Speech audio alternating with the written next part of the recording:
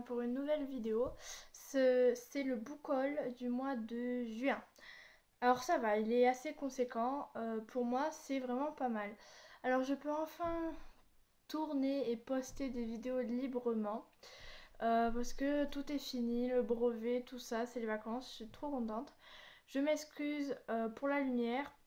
Bon, peut-être là, je vois que ça rend bien, mais peut-être quand ce sera posté, la lumière rendra pas très bien parce que je peux tourner que le soir et ma lumière fait du jaune, quoi.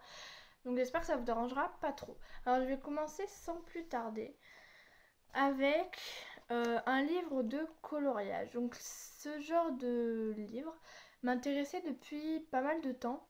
Parce que j'ai toujours aimé colorier tout ça. Comme j'aime bien dessiner et tout, ça a assez un rapport quand même. Et du coup mon beau-père, pour me déstresser avant le brevet, m'en a acheté un. Donc j'étais super contente. Donc là, c'est 50 coloriages mystères art thérapie de chez Hachette Loisirs.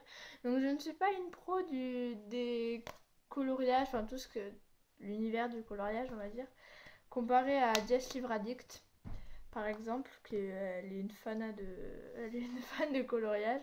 J'en ai fait pas mal quand même depuis le début du mois, non, bon, le milieu du mois. Je vais vous en montrer quelques-uns. Donc il y a celui-là. Donc en fait c'est des coloriages mystères et ils vous donnent des numéros. Et là il y a des numéros un peu partout. Ben, je vous en montrerai un non colorié. Voilà. Et je sais pas si vous arriverez à voir, mais la plupart du temps on devine un peu quand même sans avoir colorié, mais des fois aussi on peut deviner à la fin. Donc par exemple il y a le numéro 1 là et on va colorer toutes les cases qui sont par rapport au 1. Je pense que vous avez compris le système quand même, je vais vous montrer ce que j'ai fait. Donc j'ai fait ça. Bon, je sais pas si ça détend vraiment. Donc là c'est une maman avec son bébé, c'est trop mignon. Je sais pas si ça détend vraiment. Mais en tout cas, moi, comme j'aime le coloriage, ça me fait passer le temps, quoi. C'est super. Alors, le seul bémol, c'est que les parties blanches, bah, ils ont fait des trucs un peu chelous. Du coup, ça rend pas très bien. Bon, de loin, vous voyez pas, mais de près, on voit qu'il y a des petits traits. C'est pour pas qu'on devine. Voilà. Bon, les couleurs, c'est vraiment des couleurs assez particulières. Il faut vraiment avoir beaucoup je pense, de feutres si vous voulez vraiment faire les bonnes couleurs. Mais bon, moi, comme j'ai pas beaucoup de variétés de feutres ou de crème couleur, tout ça, j'utilise ce que j'ai en ma possession et ça rend tout aussi bien, hein. Vous pouvez utiliser les couleurs que vous voulez. Si vous voyez à peu près ce qu'est le dessin, si vous, je sais pas moi, si vous faites une couleur qui a rien à voir avec le dessin, peut-être ce sera gâché, je ne sais pas. Voilà. Les dessins sont vraiment super jolis en tout cas. Mais de toute façon, donc là, c'est celui que j'ai fait aujourd'hui. C'est un gâteau. Oh, ça rend super bien la caméra.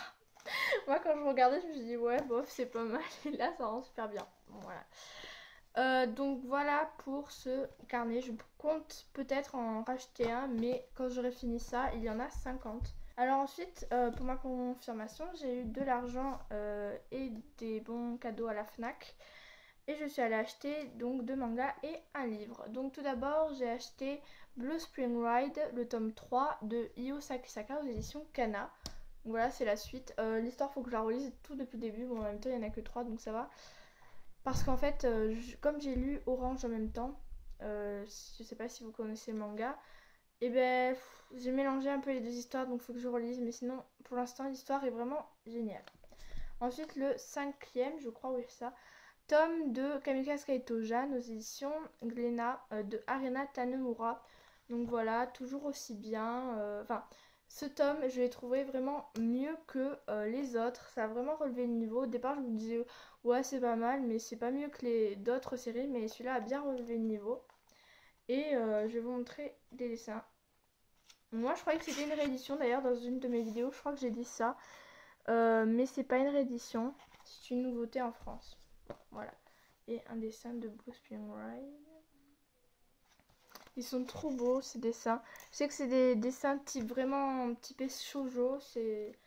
Tous les shoujo sont à peu près de ce style, mais je les trouve très jolis quand même. Voilà. Et j'ai acheté Half Bad de Sally Green aux éditions Milan. Donc c'est le tome 2, Nuit Rouge. Donc il est avec la tranche rouge.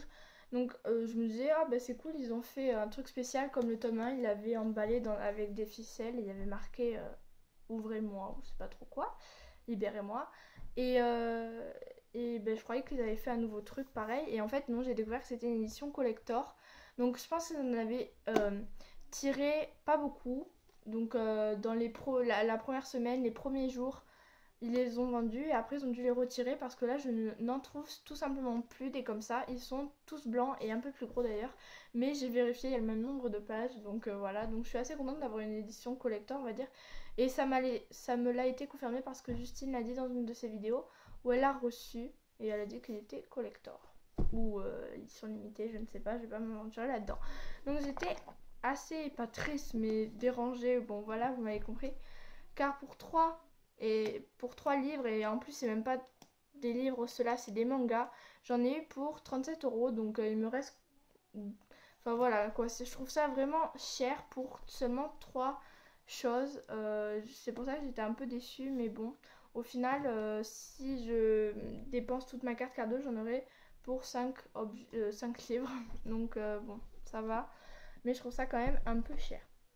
Ensuite, comme j'avais eu pas mal d'argent, toujours grâce à la consommation, j'en ai profité pour acheter une sortie que j'attendais depuis pas mal de temps et qui me donnait vraiment envie. C'est L'école du bien et du mal de Somenjo Shenani, aux éditions Pocket Jeunesse. Ce roman m'a beaucoup intriguée de par sa couverture super jolie, le synopsis m'a l'air bien et tout ce qui est rapport au conte, j'adore. J'ai commencé à ouvrir le livre et j'ai vu, donc il y a des petits dessins, ça aussi c'est bien sympa, mais j'ai vu le nom des chapitres et enfin chaque chapitre a un titre et l'écriture, et ça m'a vraiment fait penser à du jeunesse. Donc par exemple le top du top de la grandissime sorcière, voilà, ça m'a fait penser à du jeunesse. Et si c'est vraiment du jeunesse, je sais pas si ça va vraiment me plaire. Parce que c'est trop jeunesse, je pense pas que j'aime. Même si je suis un peu encore. Enfin, je sais pas, je suis jeune quoi. C'est destiné. Le public, c'est moi, je pense. Mais je pense que je préfère plutôt du young adulte, tout ce genre de choses. C'est vraiment trop jeunesse, je pense pas que je vais aimer. Mais bon, ça peut être très jeunesse et je peux adorer l'histoire quand même. Ensuite, autre sortie que là j'attendais, je m'en souviens en février, donc, je crois que c'était février, donc, dès que j'ai su que ça sortait en France, j'ai voulu absolument l'acheter, donc j'ai dû l'acheter quelques jours après sa sortie. C'est Aristote et Dante découvrent les secrets de l'univers aux éditions Pocket Jeunesse de Benjamin Alire Sáenz. Voilà, donc ça a l'air vraiment génial, la couverture est juste magnifique. Donc ce mois-ci, il y avait 2 sorties Pocket Jeunesse qui m'intéressaient pas mal. Donc comme je disais, la couverture est magnifique. Et voilà, rien de plus à dire. Justine, c'est un de ses coups de cœur. Enfin, c'est son livre, un des livres qui a changé sa vie.